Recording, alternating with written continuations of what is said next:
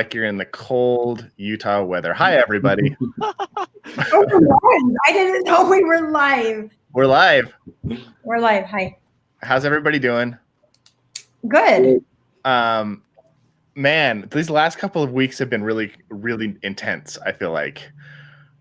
We've talked about some really personal things. I think many of us have expressed some real vulnerabilities, and these conversations are being received way better than I expected them to. Like, so amazed at how much interest having these conversations has towards other people. Like, other people are really taking an interest in it. So first, a big shout out and a big thank you to anybody who has been watching, anybody who's been sharing these conversations, those of you who've been reaching out privately and publicly and asking questions and showing us your support and telling us how important these conversations are. We really feel that and appreciate it. And we love you. It's a little bit scary, I think, to talk about this stuff, especially so publicly, since it's very emotionally charged and a lot of people have different opinions. So we really appreciate you guys hanging in there with us and being a part of this with us. The way I'd like to start off today's conversation, one, is by acknowledging that Doug is not here today. Doug is a vital part of our group, and he had a kind of a last-minute scheduling conflict come up, and we decided we would jump on and have a conversation with you because we didn't want to leave you hanging, but we decided to change the topic of this week's conversation. It was originally going to be addiction, and like, what is addiction in the context of pornography, but that is Doug's specialty. And since he's not here, we decided to revisit and kind of close the loop on last week's conversation. But before we do that, I want to talk about what happened after the cameras turned off last week, because a lot of you guys don't know this, but like, well, we'll just dive into it. It's like, I think we have vulnerability hangovers after we have these conversations. Like, yeah. It seems like, I don't know how it seems to everybody watching because I'm participating, but I feel like it seems like, oh, we're on our A game and we're happy to be here and this is like a really fun conversation. But oftentimes when we hit the stop button, it's like, oh, it's really heavy. And last week, I think there was a lot of things that we ended up discussing that I think are relevant to the pornography conversation.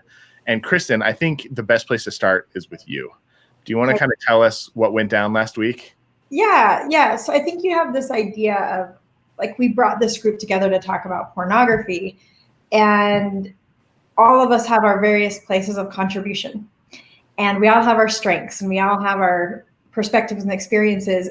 And last week, it became very, very apparent to me of like, okay, so I'm Kristen, the therapist.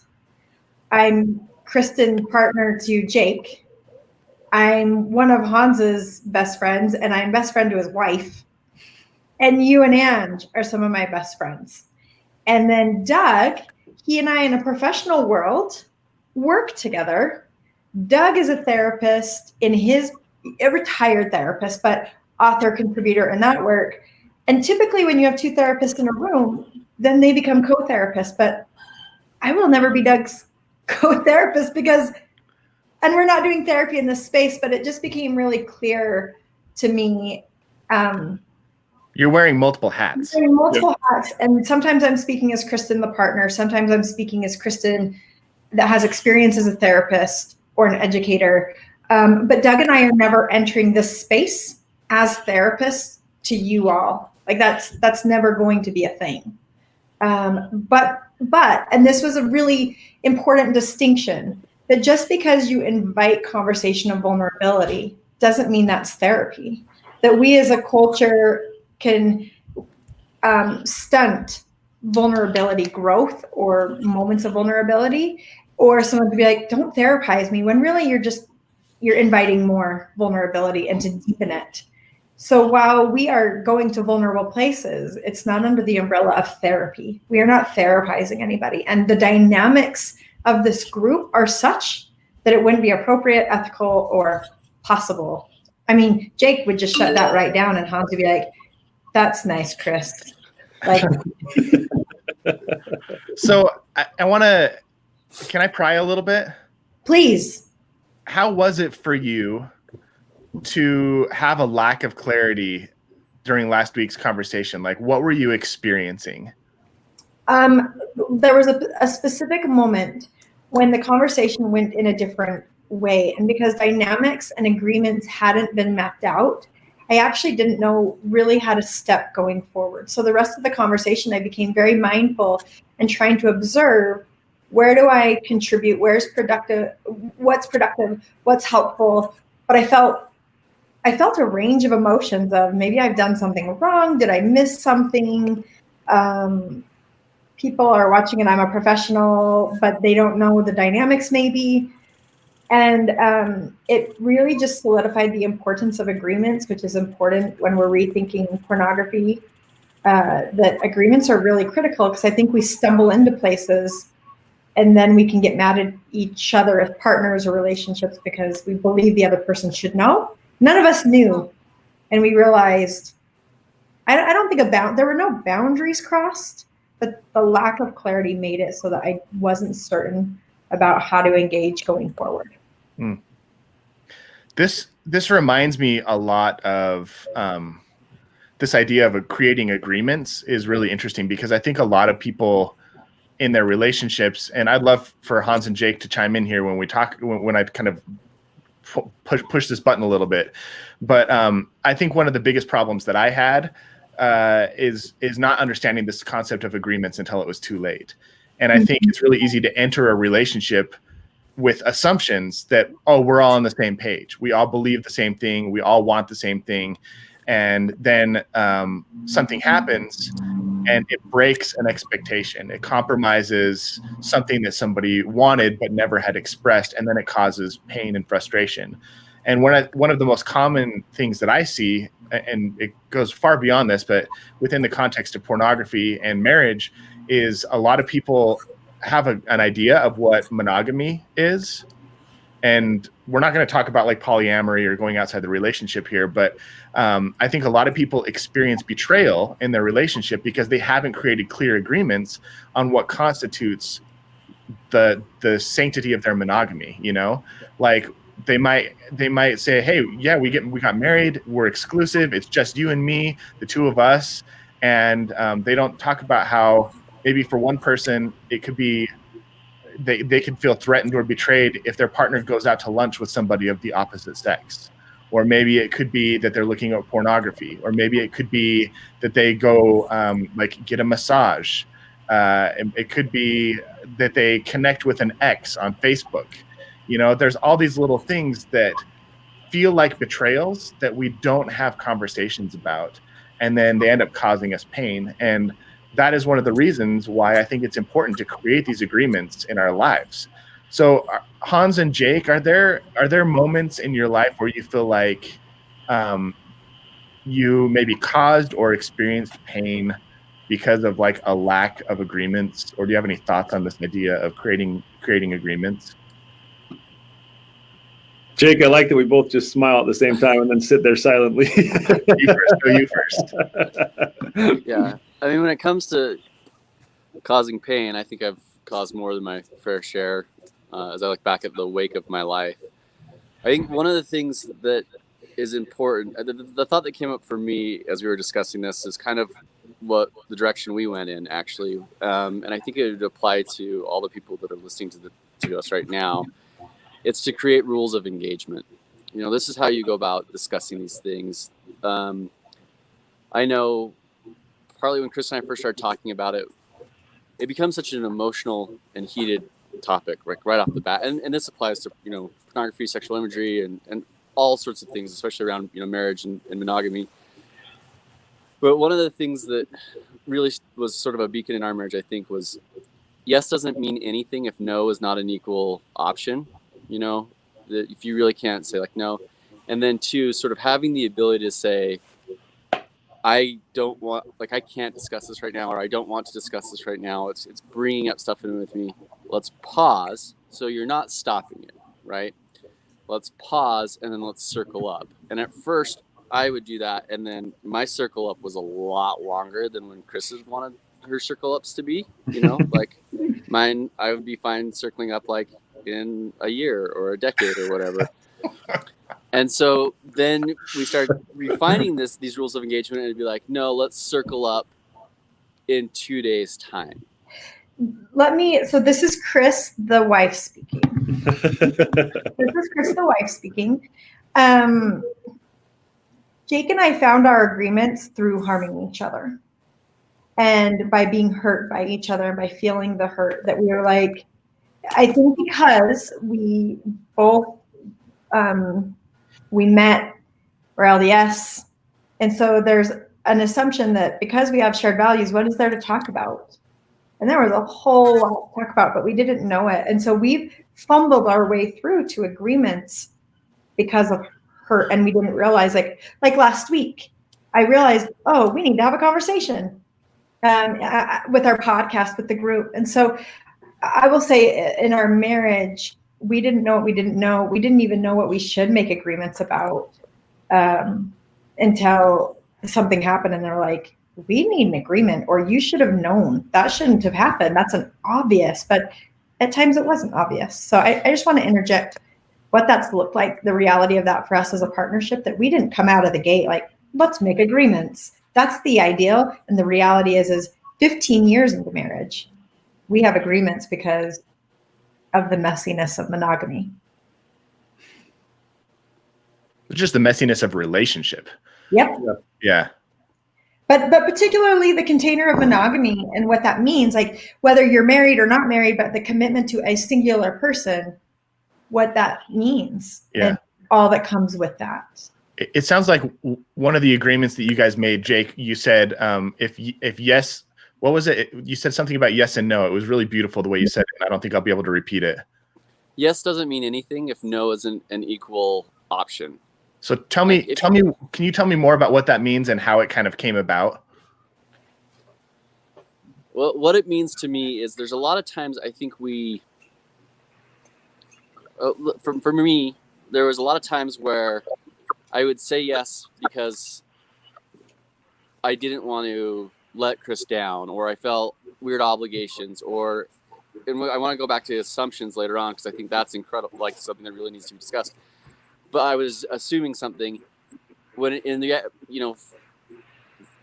reality, no would have been my choice, and no with an explanation. And so I would say yes, and it was almost more damaging to do that because then you go along with this other person, but you're building up resentment, you're building up all these sort of weird little things in the background, kind of like the shame cycle that we're talking about, that it's sort of, you're hiding a portion of yourself, right? If saying no is what you truly want to do, or saying yes when she's looking for a no, or the other person's looking for a no, then you're sort of hiding and diminishing yourself, and I think that leads to kind of smothering of who you are. So for us, it got to be a point where it's okay to say no and disappoint this other person, and then work through it. That's kind of what it. So yes or no doesn't mean anything if the opposite isn't an equal option. Are you comfortable giving an example of a time where you felt kind of compelled to say yes when you wanted to say no?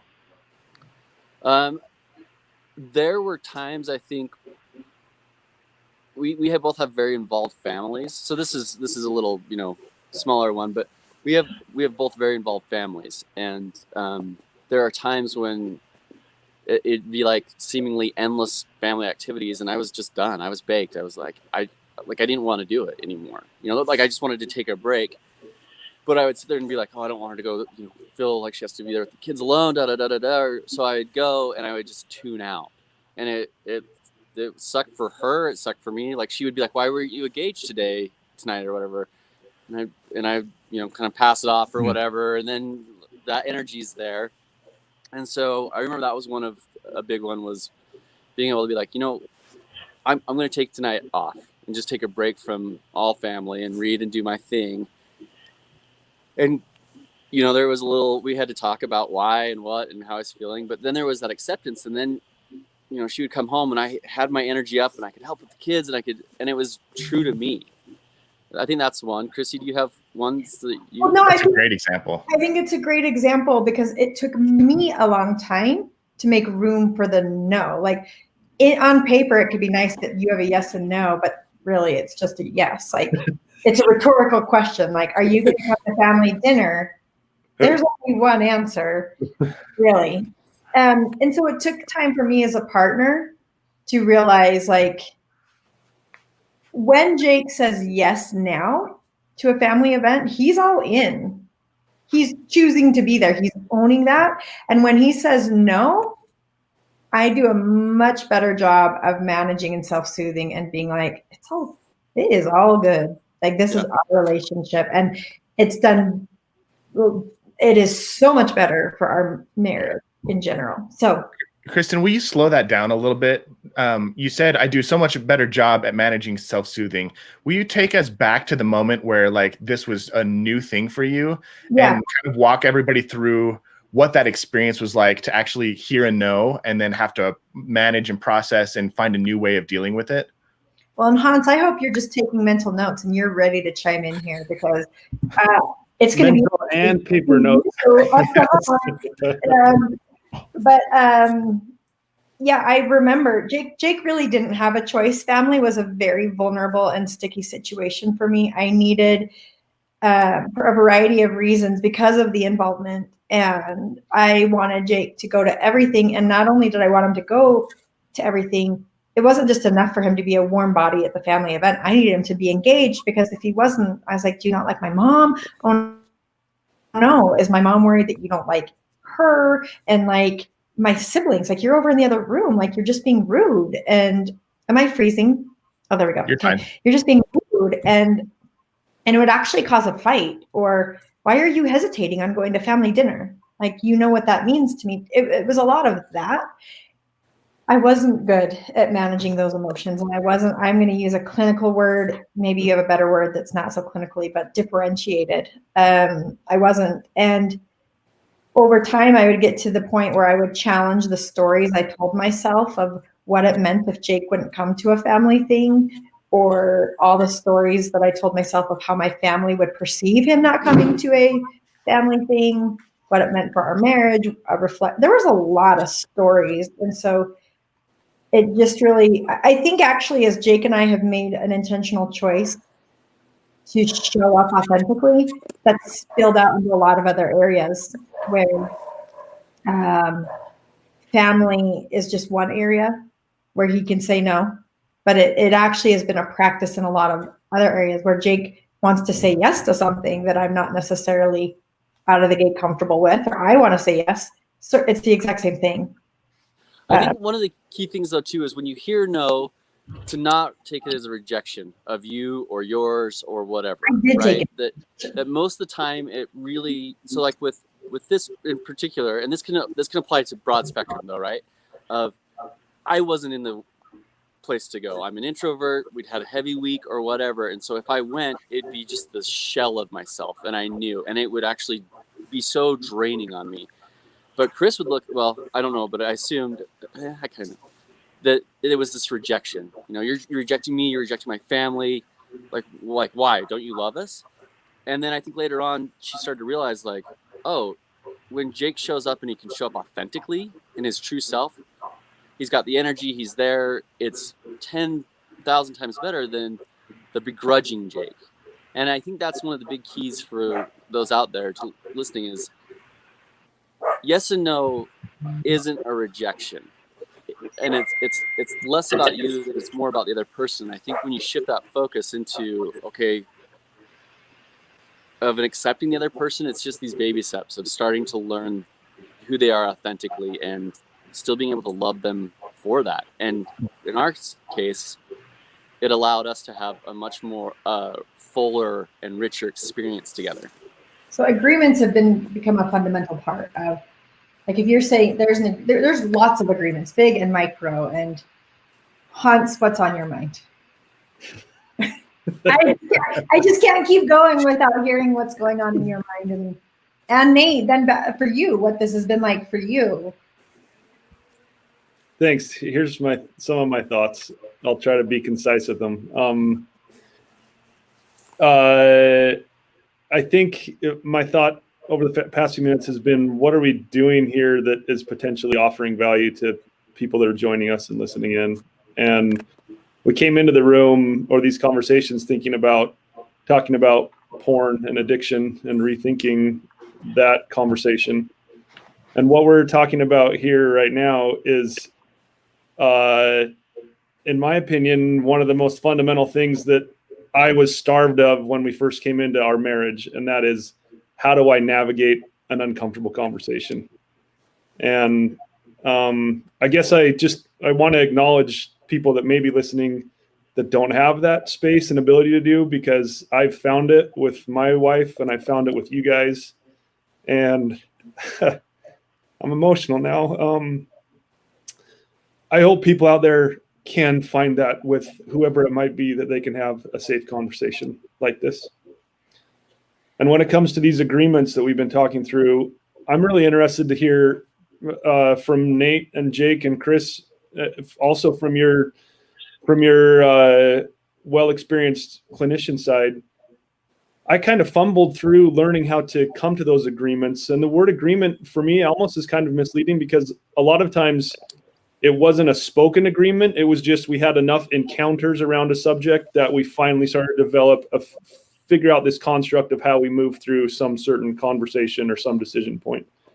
And so it was a lot of fumbling. And I think we could have maybe benefited from a jump start of, hey, you two should just sit down and have a conversation and be able to hold space for the other person to express what they want to, and have opportunity to express that also. So I'm really interested to hear, I mean, Jake and Chris, you guys have kind of talked about already about what Jake was experiencing with the family thing and what you were, Chris. And finally, you started to move towards each other at some point. Mm-hmm. And I guess my hope is, in thinking about what our overall subject is here, that we can maybe give people insight and hope that that's possible, and they can start having small conversations around smaller things. And then maybe at some point there is a really significant conversation around porn or addiction or whatever it is that has drawn people into this conversation. Yeah. That's been my thought. I love that. No, I love that. Something that I'm realizing is that marriage in general, but especially this conversation around pornography, requires us to learn to manage our anxieties and our emotions if we're going to be able to, like, that's like step number one if we're going to be able to have a conversation, especially a conversation that leads towards healing. Yeah. A conversation that leads towards acceptance and understanding. If you can't manage your emotions and you can't manage your anxiety, what happens is your emotions take control. You go into fight or flight mode. You end up, things get blown out of proportion. You end up yelling at each other. You end up doing the name calling thing. You end up shutting down, withdrawing from each other, and it just causes more problems. And so I think it's important for everybody that's watching to note that when we have these conversations live, we are all doing that. Like, we're all managing our anxieties. We're managing our emotions. And one of the words that Kristen brought up was differentiation. And I'm reading this book right now. It's called Everything Isn't Terrible by Kathleen Smith. And it's one of the best books on managing anxiety that I've ever read. It is phenomenal. And she actually explains what differentiation is in the most simplistic way that I've ever heard it explained. Because there's a lot of people who talk about differentiation. You've got the Bowen method in psychology world. You've got David Schnarch, who's written a lot of books about this. And you got a lot of like therapists and clinicians talking about this. But this definition like really distilled it for me. She said, there's two components to differentiation. One is the ability to separate your thoughts from your feelings. So sometimes our thoughts and our feelings get jumbled together, and it just gets really messy, and we end up attacking our partner because our emotions take over. And then the other thing is the ability to separate these thoughts and feelings from other people's thoughts and feelings. Mm-hmm. And we could probably do like 3 hours just talking about that definition. But I think what this boils down to for all of us and for everybody watching is that if you're going to productively have conversations, whether it's with your kids, whether it's with a religious leader, whether it's with your partner, and you're going to talk about pornography and it's a charged subject for you, if it's going to be a productive conversation, you have to learn to manage your thoughts and your emotions, and also separate your own thoughts and emotions from the thoughts and emotions of other people. and be present in the conversation. And it's a difficult thing to do, and it comes with practice, but it's an absolutely necessary part of this conversation and any other conversation. Yeah. Hans, you said something, I really appreciate that, Nate, because I think that's a word that can get thrown around and people, they don't really, it's hard to define in just simple terms like that. And I really appreciate that. You said something, Hans, when we're talking about how do we help couples move, or people, not even couples, just individuals move towards these spaces where you can have, even if they're, sometimes I think we can perceive a conversation as going to be hard because of our own anxiety around it. You said a phrase that I wrote down of, we start to form these agreements because we have enough encounters that it just, and so I think some agreements and they're not even agreements. Couples get into, or people get into patterns with other people by default. And then they get stuck into a pattern and somehow it becomes an agreement. Like you've always come to Sunday dinners. We've always done that. And somehow that feels like an agreement. And I think especially when we're dealing with complex matters like pornography, sexual imagery, masturbation, things like that, we can have these felt like, I'm trying to find a different word other than agreements, because to me, what I then wrote is we have encounters that develop patterns and agreements are intentional. It is something where we're sitting down saying, this is what we've been doing. How is this working for us? Or this isn't working for me. What do we want to do? And you form an agreement. There's a term used by Robert Glover, who wrote the book No More Mr. Nice Guy, and he calls them covert contracts. So it's contracts that you have with other people, but you're the only one privy to them. You actually haven't had a conversation about it. Yeah. I go back to the thought, and this is maybe jumping way off topic, but just thinking about having those patterns developed, and the probably the very initial conversation that my wife and I had about pornography and my use of pornography. What came up for her was that just the hidden aspect of it was the most difficult part for her. And when we actually had a conversation, as traumatic and as difficult and as emotional as that was, that totally shifted our ability going forward to be able to address the situation. And Chris, I love that. And Nate, I'm really interested, I know, with all that you've done with relationship counseling also, the idea of forming those explicit agreements or having those conversations as opposed to just developing those covert contracts that I'm the only one that knows about, and I have a certain expectation now, and now my partner or my friend or whoever it is isn't living up to that, is really interesting to me. I guess I'm asking a question at this point now. And Jake, I'd love your personal experience also. Do you encourage, or in your experience in helping people, do you encourage people to actually sit down and say, hey, we're going to have a conversation about this. When you're ready to, let's find a space and a time, but I want to have a conversation about this specifically and navigate it together. Is that what it would look like? Tell me thoughts. 100%. Let's start with Jake, who's just the non-relational person. Like, is that okay? Wait, what? What I mean by that. Kristen and I both function in the world of relationships 24/7. Navigating it in a professional way. You're a professional as my partner. Like, you're pro partner. Yeah. But it's not your job. So, what's the question? What's the exact question that you're asking?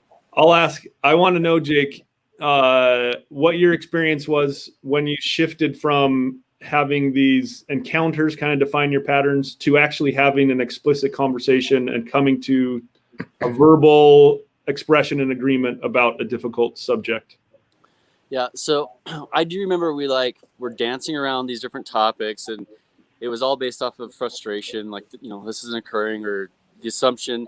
That assumption is a big deal. Yeah. And we kind of glossed over it earlier, but assumptions are just wedges. I mean, they are pure wedges. And I think it's really important to acknowledge your assumptions. This is something a person could do individually without a partner, but what are assumptions you have about your relationship? Vocalize them, name them, write them down. And then that could be something that you can just at least be aware of. So we would have these assumptions that, Chris is supposed to do this and I'm supposed to do that or whatever. And then we started to do that dance, Hans, that like kind of, going around it, but not really naming it, or sometimes we would name it. And then it got to, Chrissy mentioned intentional. I think about 5 years ago, we really started to get intentional with how we want to live our lives, how we want to live towards each other, how we want to be.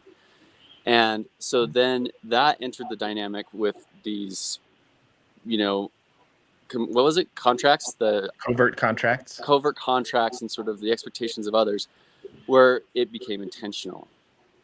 How do you want to function this? And this is a point for me as a non-relationship expert. It was very easy for me to say what I didn't want. Yeah. Really, really easy for me to say what I didn't want. It was much more beneficial when I started to articulate my desires, because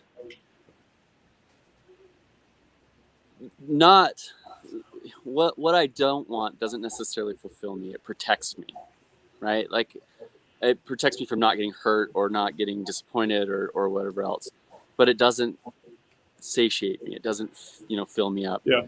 When I'm able to articulate, this is what I do want, and I'm talking in sexual conversations, in relationship conversations, in dinner conversations, and everything else, it kind of cuts to the gut. It goes straight to the intention of, this is what I want, and then this is why I want it. And then suddenly I'm not just not getting hurt or not getting disappointed or not getting, whatever. I am now being fulfilled, and I'm fulfilling myself. So I think so getting rid of assumptions, or acknowledging the assumptions and discussing those assumptions. And then 2, really being able to vocalize what it's like what you do want, what your desires are. And then 3, the intentional aspect of it, of actually sitting down and, going on like dates, or we do a parenting retreat, which is basically just a huge kind of a parenting and partnering retreat. It's 100% a partnering. Like, that's the thing. Like, they're so intermeshed, right? So we started doing these things of, let's sit down and outline how we can be better for each other and to each other, and then it got really explicit, and very not explicit like in the sexual aspect, but just really articulating, like even roles around the house, and I mean everything. There was nothing that was off limits. And let me be clear here, though, really quickly, because as you're talking, Jake, there's a part of me that comes up when you're like, I shared what I want and why I want it.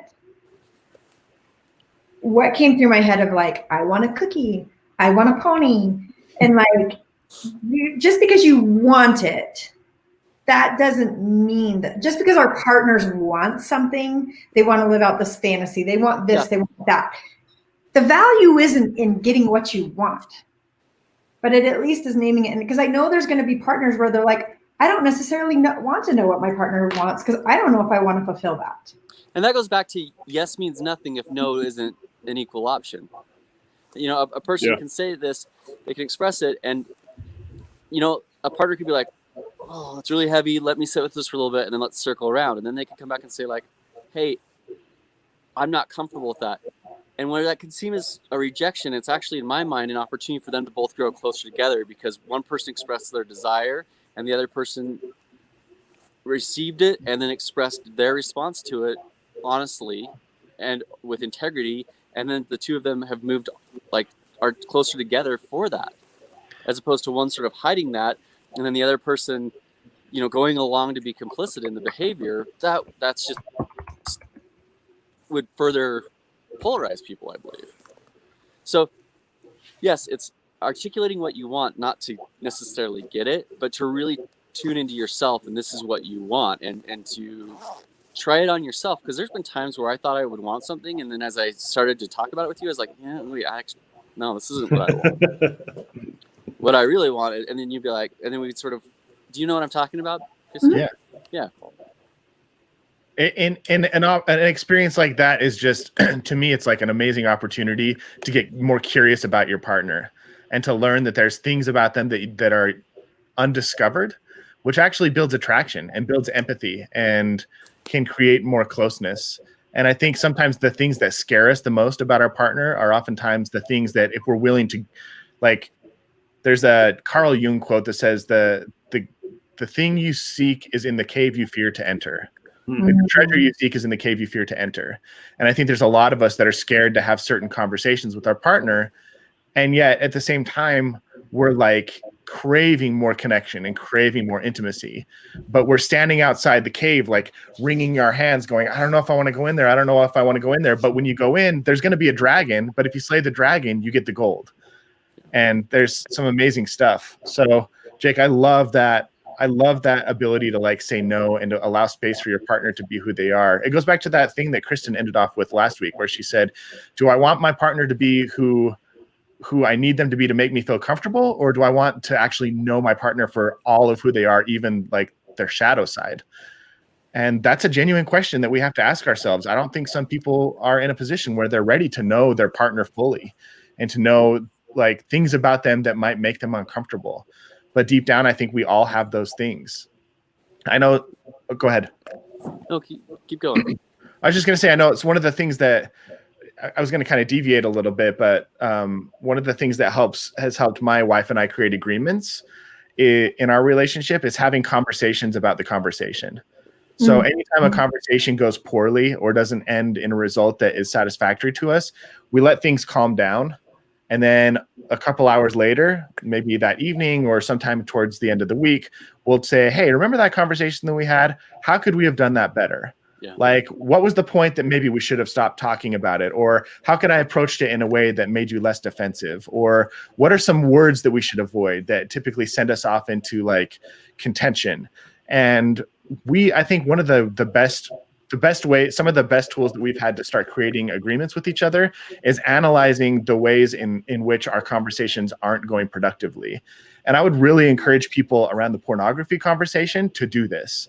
Yeah. Like, start having a conversation, and when it starts to go off the rails, go back and talk about what you talked about and how you talked about it, and figure out, why did it go off the rails? Did I get triggered? Did I experience emotions that were unexpected? Am I not ready to hear like who you are and what you're about? Am I scared? Like, really analyze and reflect on yourself and try and figure out, like, what is it that prevents you from showing up as your best self in these conversations? And then how do you create agreements to make sure that you can both show up like as A+ partners when you have these really complex and difficult emotional conversations? Nate, I want to acknowledge something that I notice that I really admire, and that is knowing some of your life story and journey. I love the passion in your voice when you talk about this, because my impression of the place that you're speaking from is, I'm Nate, vulnerable Nate, 5, 10, 15 years ago, experiencing these pain points myself. And now I have grown into a place where I have some proficiency, some level of ability, and I want to share that with people. And I love just knowing that back in your background, there's that uncertain, insecure, fumbling around the conversation and the relationship, Nate. And now you've gotten to a place where you find things that really work for you, to the point of wanting to broadcast that to other people. I love it. I just appreciate that. Really admire it. It's awesome. It's still a process. It's for all of us, right? But I want to piggyback, and now I'm speaking as Nate's friend. Yeah. There's been times, Nate, when you have approached me and said, I notice that I'm getting triggered and I want to talk about it. And you've led conversations with that, but you've taken ownership for where you are. And it actually is really helpful for me. And so I echo what Hans is saying, that I think through the places of insecurity and like these conversations and relationships aren't going great because you've gone into the cave, your goal seems to be that you're doing this really well with other relationships that you're having. For example. Yeah. I want to highlight when you said you go back and you self-reflect, and I think is there are going to be partners that are a little bit more outspoken, and there are going to be partners that are a little bit more passive. I was a passive partner. And I think for me, when these uncomfortable conversations started coming up, the first thing I wanted to do was avoid. And I would go and I would find my way of numbing, which is, do I go hop on my phone? Do I just tune out? Like, how do I get away from this? Because it's uncomfortable. Yeah. And I think a huge component to the growth aspect of this is to truly tap into what you are feeling. Are you feeling hurt? Are you feeling betrayed? And if so, why? What? And it's so much easier to go back to a partner and say, hey, I was triggered and this is why, after you've really looked at yourself without an agenda, but to really say, okay, this is an opportunity to feel better about this, to grow. At the beginning of the conversation, you mentioned to Hans and I, like, have you ever caused pain, through these things? And I started to think back as we've been talking about the amount of pain that I have caused. And the flip side of that is almost every time there was pain, there was an opportunity for connection, healing, and growth immediately after, or, after that. And I think that's one of the things that shifted in our relationship. Instead of having these pain points further divide us, we started to come together afterwards and really grow closer in the healing aspect after, the acknowledgement, the vulnerability of letting yourself bare before someone, or of going and self-reflecting and coming back and saying, hey, this is what it really brought up to me. And it's because of this experience I had when I was 8, and I never even realized it until now. And that's why I reacted the way I reacted. And then suddenly you have this opportunity to grow closer and to have that connection, as opposed to just being angry and numb.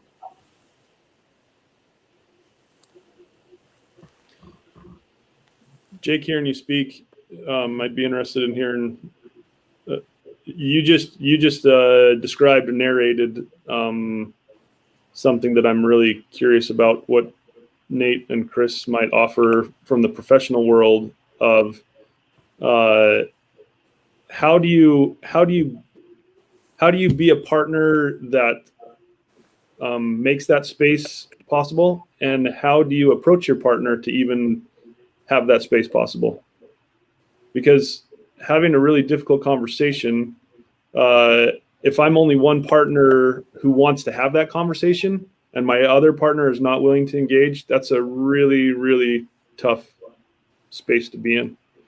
Are there, Nate or Chris, are there ways that you guys have experienced or can share about how one partner might approach that conversation with the other, never having done it before, or for wading into that space for the first time? Hansi, I'm curious what it's been like for you. That's fair. Okay, for me,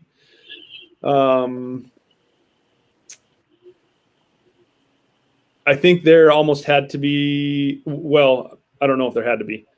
For me, the way that we entered that conversation was through the pain points that Jake's talking about having caused pain. And then it brings it to a head, and then you have to kind of figure out how to deal with it. It very much also took me admitting my fault, my weakness, my mistakes, whatever that might be, to show that I am willing to self-reflect and say, yeah, this is my deal. I created this pain. I want to make it better. Whether that's the porn conversation or some other conversation, it takes me humbling myself for sure. I don't remember. I'd be really interested to ask my wife, Cammie, what she, what her experience was of how we started having those conversations together. Mm-hmm. Hans, you said the exact two things that I was going to say. And I think the way to create that space and create that conversation is you start by taking responsibility for the pain that you've caused. Yeah. You show up in the relationship and you say, hey, I realize that I've caused you pain and that I've dropped the ball, that I've broken your trust, whatever it is that's gone on. And then 2, you paint a win-win scenario. You paint a picture of a future version of your relationship that's something that both you and your partner can get on board with. I realize, so here's an example. My wife and I had a bit of a disagreement the other day. And when we revisited it later, it's like, hey, I realize that I was not being very empathetic, and I wasn't being as helpful as I could have been. You were exhausted. You were burned out. Like, I totally get where you're coming from. And I want to make sure that next time you're exhausted and burned out, that if we need to have a conversation like the one we had today, it happens more productively. Because I don't want you feeling like you were feeling today, like you're all alone in our relationship. And I don't want to feel like I'm a failure as a husband or as a father.